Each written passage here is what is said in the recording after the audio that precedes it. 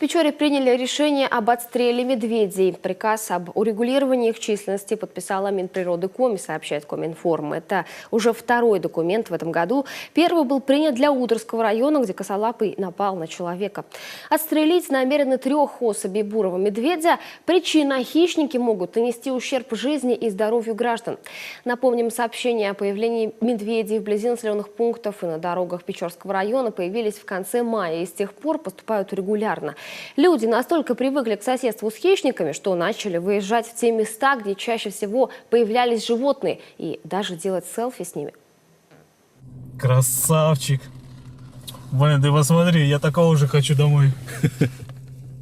Ты посмотри, он небольшой.